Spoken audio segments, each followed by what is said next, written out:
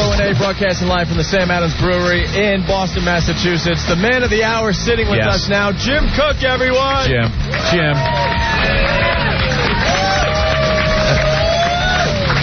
Wow, a little free beer. I feel like a hero.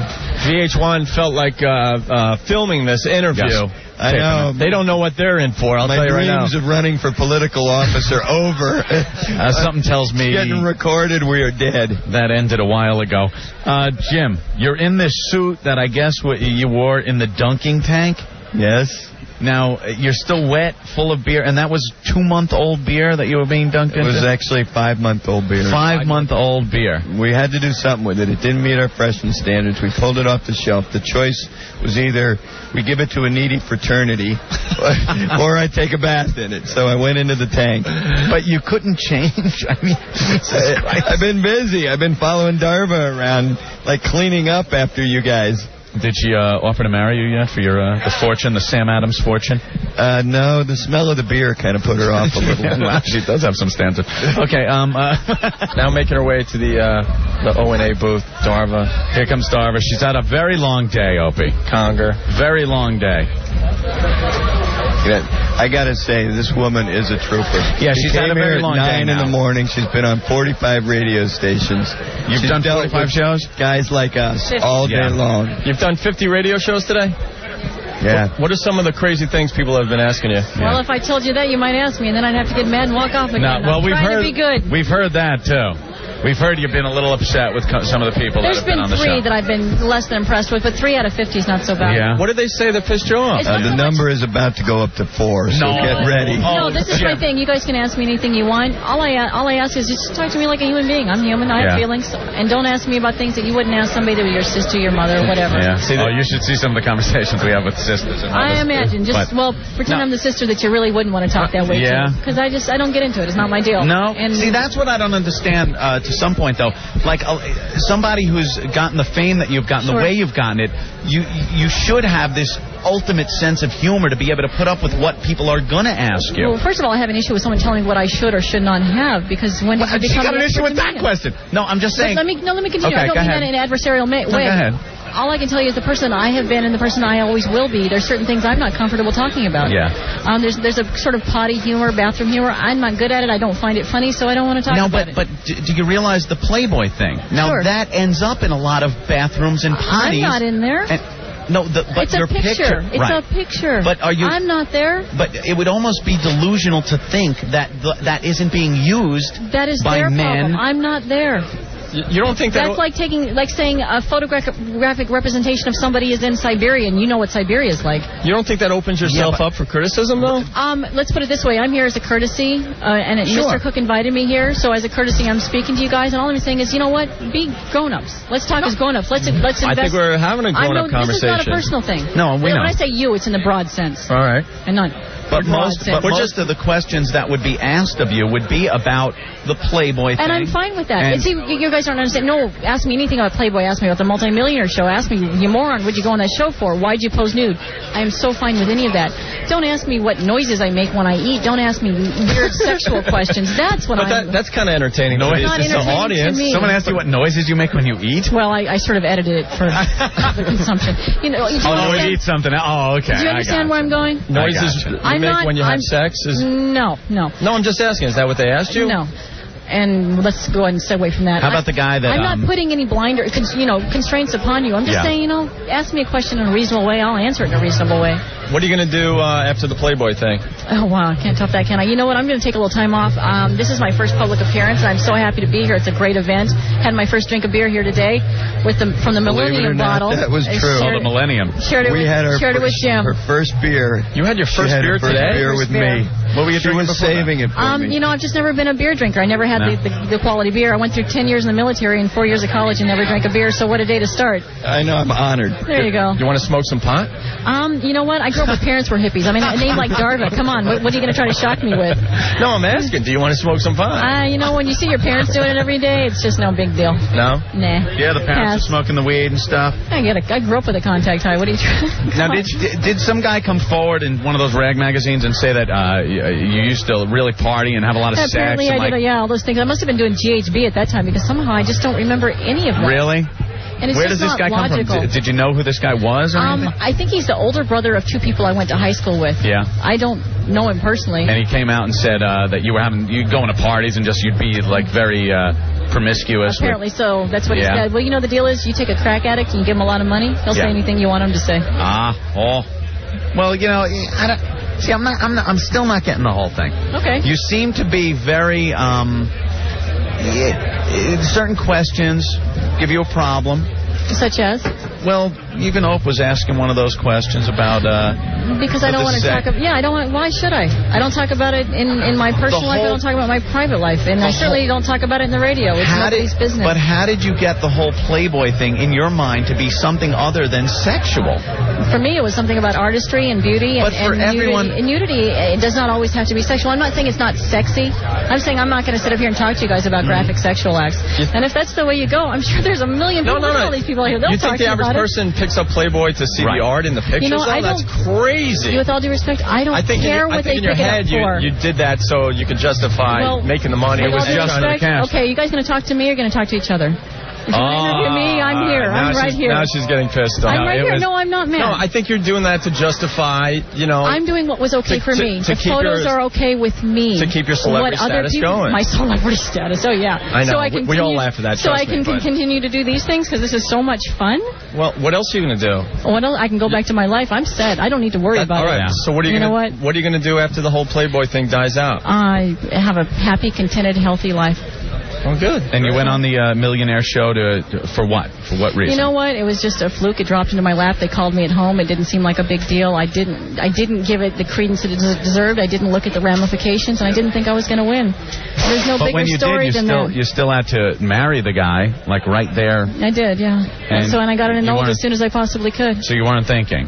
I wasn't thinking. It seems like the publicity is a big thing with you, or the money is a big thing with you. So why did you? The whole thing is publicity and money. That's the whole show. So you know what? You're continuing to go on it in such an illogical manner. I don't even know how to talk to you about it. No, I'm saying it doesn't make any sense. The show is based on publicity and money. So what did you do it for? If you presuppose that I knew I would win, which there was no way to know. Going on the show. There was no money for going on the show. Oh, no one else made money at all? No. No, not even scale. Nothing. No. So the publicity thing then you want it to be... For me, it was sort of a payoff. Okay, I'll go on TV on a show I thought was kind of dumb because I won't win. It'll be okay, and I'll go to Vegas for a week and do something different that was completely out of context. So it was for the Vegas trip? I mean, I want to know why you did it. I just told you. That's exactly why I did it. Okay, but completely out of... You know what? I keep telling you why I did something, and you keep arguing with me. You're more combative than anybody I've had on this show. You know what? Because with all due respect, you're being so illogical. You ask me a question, I answer you, and then you argue with me like I don't know what I'm talking about. I lived it. I was saying, why did you go on the show? Money or publicity? And you said, oh, that's ridiculous. I just said neither one of them. Well, to go on a TV show, it's either for money or publicity. I went on, no, actually, and we just explained that. And then the free trip to Vegas? Money. Okay, I'll accept that. I guess that in its way corresponds to money. Yeah. So maybe I can buy into that. As far as the publicity, for me, it was sort of a trade-off. I'd go on the TV show for them, and I'd do the thing in Vegas for a week. And that would be the payoff that I made for them. That would be how I would sort of compensate them for them sending me to Vegas. And you don't think it seems to everybody that sees you after this whole thing happened that you really do enjoy the publicity and the popularity? If it appears that way to them, that's honestly, it's just not. I can't worry myself about that. I don't care. But was there a point where you said you wouldn't pose nude? No. No? No. Would you like me to tell you what I said? Yeah. I said I would not do anything that I considered pornographic or sexually graphic or anything that I would be afraid for my mother to see. And I also said that I did not have a problem with nudity in and of itself because my dad was an artist. But that was... I know what I say. I know my words. But it's not art. That's your opinion. No, we're guys that buy Playboy. It's not art. Okay, fine. It's not art. It's not art. Yeah. I mean, I think you're trying to justify it in your head. I don't need to justify it in my head. I'm fine with it. You want me to justify it to you, and you already have your preconceived ideas. And you know, with all due respect, I thought I was going to hang out here with Jim and have a nice conversation at the end of my day. Jim hasn't said a word. Wait a minute. I'm like Grimace. Darva, because honestly, I'm in the middle. Wait, just because we don't agree with what you're saying, you're going to get pissed and walk off the show? Why don't don't we discuss it? Yeah. You're very uptight. Go ahead. Can I finish? You're very, very uptight. You're not going to let me finish. All right, go ahead. I don't have a problem with you, but you have an agenda. We're trying to understand. You're not going to let me finish one sentence, are you? We're trying to understand you. Go ahead. All right, we'll let Darva talk because it's so important. About the agenda. Well, you're interviewing me last time I checked. Go ahead. No, but I can't ask questions, so go ahead. It's Darva's radio show. Let's go. Darva. This is what Darva has to say. Okay. I don't have a hidden agenda. I have nothing to hide. I have nothing to lie about. What I did was a dumb idea, and I've been very honest about that. And I'm very sorry that I did it. Going in Playboy, I don't have a problem with it. Worked for me. It was. But you wouldn't be in Playboy if you did the dumb thing. Right? I didn't go and do the dumb thing to go into Playboy. All right, you admit you did a dumb thing with Rick Rockwell and all that, who's a complete loser. Are you ever going to let me finish this? But you did a dumb thing, and now instead of I'm so sorry. now instead of going away, I feel bad. You know what? You guys enjoy the rest of your interview. Just walking off another show. I don't understand this. Darva, one more question. One more. Thank you, Jessica Hahn. Thank you, Jessica Hahn. You want to talk to me? One more question. We're so right. It's not even funny. Scorch, chase her. Scorch, go chase after her naked. I don't get it. You know, you try so hard. Jim, oh my God. Jim, you're a pussy.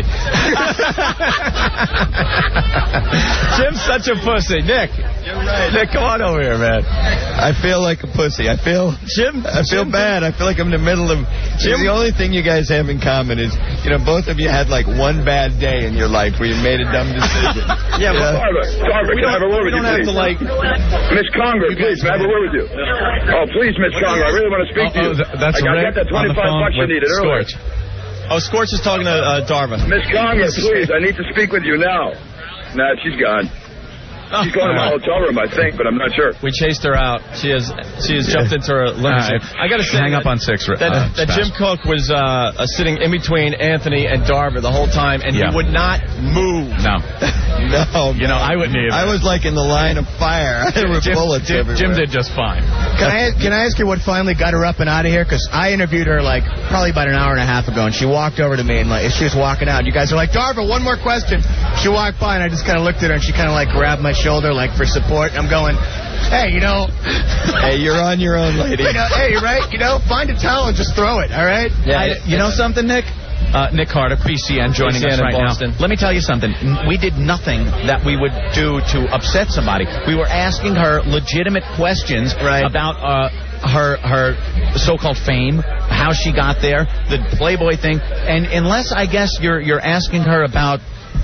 I don't even know what you could ask her about. What did she seem like? No, if you ask her about hopping on a knob, she's going to get pissed. We could have made her walk off within 30 seconds, but we were having a serious conversation with her. I don't get it. I don't get it. Yeah. Well, she admits she made a big mistake in her life going on that millionaire show, right? So what does she do? Does she fade back into her regular life and her family and friends? No, she milks it. That is, probably pretty close to her in her personal life. Right. No, she milks it. She looks at all her opportunities. She realized there weren't many opportunities after the millionaire show. The only opportunity that made sense was the Playboy thing. I'm sure Swank and all the rest called, and she picked Playboy. I am sad. It's not like she's getting a guest appearance on Drew Carey or something. I got her right after one of the other radio stations had, I guess, tried to basically, be pretentious to the throne and pull an Opie. Could you show us your technique? I don't know. We didn't even do that. No, we could have done that, and she would have walked in 30 seconds. But I really wanted to try to understand what her motive was to pose in Playboy, when you could tell in the beginning she had no desire to pose in Playboy, but then she realized, you know what, my fame is fading away fast. I got to do something. I'm going in Playboy, just like Jessica Hahn and all the rest of them. Yeah. She told me she went to Playboy, and I said to her, look, you know what, you got to understand, people are going to question your whole thing. And she told me she went to Playboy only because she'd lost her job as a nurse. But then she sat and she started talking about, I said, what's next for you? Well, I really want to advance the agenda of healthcare. Believe it or not, nurses are underpaid, and a lot of doctors are underpaid. And I just said to her, look, you know what? I mean, no disrespect, but yeah, showing your snatch is a great way to get that. Yeah, right? Well, it solved the underpaid problem. Who's going to take you seriously? It's like, I've seen your kahinky. Right. I know where babies come from on you. What are you talking about? And I love the people that they try to justify it by saying it's art. You know something, Playboy? No. Playboy, I'm sorry. We're guys. We understand more than she does what Playboy is all about. Hey, my whole thing is, God bless you. If you got that kind of body and you have that modicum of fame and Hugh wants to give you $1 million, take the money and run and be happy. But don't BS. I asked her why she went on the Millionaire Show in the first place. Was it for fame or money? Nick, neither. Right. Now, don't give me that. She seems like the type of person that really wants to be famous. She told me there were 60 girls who were contestants, and she never in a million years thought that she was going to be the winner. Which is fine. Which is like, all right, well, then you went into it assuming you're going to lose. Then why do the show? Right, why? And when they picked you at the end, why not just walk off the show and say, you know what, this is going a little too far for me. I was coming to Vegas or wherever it was for a vacation. Yeah. We would love to ask her these things, but she seems to have walked off the program. Somehow we knew she would. And I know the listeners. And it wasn't even a bad. I know the listeners are going to call us pussies and stuff. Yeah, we could have talked about her nipples and stuff, whatever. And she would have been gone in 2 seconds. She would have been gone in 2 seconds. But I really want to get inside her head because I want to understand why she did it. That's all. Are we crazy? Because we asked what we thought were legitimate questions. Did you ask her about the nose job? No, we could have asked about the nose job, the spackle makeup, gentler. Right. Yeah, but Jim, I know what happened to you guys. What happened to you guys? Nick, Jim over here, he didn't move. This is my impression of Jim. I know it's radio. Ann and Darva going at it. He was just sitting there. He wouldn't. How about a beer? Darva, take a breathalyzer. Wait, look at it this way. Like, were they pretty much her last interview? Yes. The last. See, they did that on purpose. I know, right? We want to get her early and really screw it up for everyone here. It could have been worse. We were dumb. You could have paid her the $1,000 or whatever you paid her, and she could have been gone by 10:30 this morning. You know? I know. Well, they were looking to leave, and then Jim told us that he went to her and said, hey, we'd like you to do O&A. It's the one last interview and stuff, and thank you, Jim. Thank you. See, and we were trying to be nice and everything. And she had to suck it up. I really worked hard. Wow. Jim loves us, but he also understands us. Yeah. Yes. He wasn't going to give us Darva first because he has 50 other stations that needed to interview Darva today. Well, I mean, my hands were kind of tied because I was before you guys, and I didn't. Because we said yesterday, he's like, who do you think's going to piss her off first, you or me? And I was like, all right, well, it depends on who draws the short straw and who gets her left. Yeah. And I didn't want to piss her off because I knew then, like, if I pissed her off and she just got in the limo and took off, then I got Opie and Anthony up my ass saying, well, we didn't talk to Darva Conger because of that douche Nick Carter in Boston. And the listeners were ruthless. Some of the questions they wanted to ask, Jim, what's it like to be a money-grubbing whore? Yeah, that's a good one. Would you take my allowance for oral? Can't wait for her to walk, throw her off the show. Stuck-up pig, throw her off. Let's make Darva cry. Darva, will you marry me for my insurance money? Mandy's saying that Darva did it for charity reasons. Darva actually is Mother Teresa. And some people saying within a year she'll end up in porno. And she needs another Prozac. Do you think it'll be that girly porn, that like real politically correct soft core? Yeah, that she could call art. Right. As long as she could label it art. All right. I'll make the Darva Conger prediction here, okay? Another 3 or 4 months goes by. She realized, oh, my God, no one's paying attention to me. So she'll get the boob job. Oh, that'll be it. The breast implant. Everyone's so now Hugh Hefner wants her back in Playboy to show off her brand new fun bags, a la Jessica Hahn. Right. And then bye-bye, another throwaway celebrity. Goodbye. I'm sick of the throwaway celebrities in this goddamn country of ours. Yeah. Well, that was the thing. It's like when they came over, like her handlers came over, and there was and I was telling Jim this, like there was like 3 of them that came over, and they're like, all right, please be nice to Darva, blah, blah, blah. And I'm going, does this bitch think she's Cindy Crawford? Who is she? I know. That's what it is. How do you get handlers and that you have to be nice? What's nice? Right. We were asking her questions that were nice. Yeah, we could have said. How can it be? Off she goes in the limo. Yeah, 3 words and she could have been gone. And Darva, spit or swallow would have been over right there. Yeah. Did we do that? We could have done that. No. Well, she could have easily done that. She told me she would answer any question I would ask her as long as I asked it in a polite manner. So basically, I could have asked her politely if she liked anal, but I didn't. Right. I mean, there's a million different ways to do that. If you want to be an outrageous teacher, you're a hero. But I mean, it's a little deeper than that. I really wanted to try to understand, what was going on. And she got, we're trying to put a finger on the pulse of the listener and ask the questions we think the listeners want to hear. And she was getting very defensive. Oh, yeah. At every turn. And it's like, all right, you've been through 50 stations, I understand, but you've got, you either answer these questions because the only reason you're famous is because of the questions I'm asking you. Hey, let's go to line... She gets all fed up. Let's go to line 4, because Gina is very surprised. She's like, you guys were extremely professional. Gina, what's going on? Hi, guys. You guys were totally awesome. I thought I was listening to Tom Brokenjaw or something. We were we were reining it back just for her benefit. It was easy prey. She was like the gazelle with the broken leg. We didn't want to go there. We wanted to really, kind of like tease her with our paws a little bit before we went in for the kill. Bat the seal around like the killer whale does for a while before you eat it, That was too easy for Aunt and I, but Jesus. What is she, something? Everybody she's had interviews with has had some kind of problem. Where she's had a problem with these people. The Today Show, everything. Was she looking at Jim Cook to sort of like, Daddy, save me? Yeah. A little bit. And Jim wasn't even having it. He was just like, I'm enjoying my cherry wheat. I'm just having a beer. You're on your own, lady. You're paid in full. Your check is cleared. Don't even worry about it. Limo. Suck it up. Suck it up. You're a professional. Suck it up. Right. And by the way, spit or swallow. All right. Well, there's our Darva interview. Exclusive Darva Conger interview. Tom Brokaw. NBC Nightly News. I don't think anyone's surprised she walked off our show. Yeah. Hell, she walked off the show in Minneapolis, Minnesota, and they're not doing outrageous radio. She's just an uptight bitch. Tell the truth, you look forward to this all day, though. We knew it was going to happen. I mean, it's no surprise.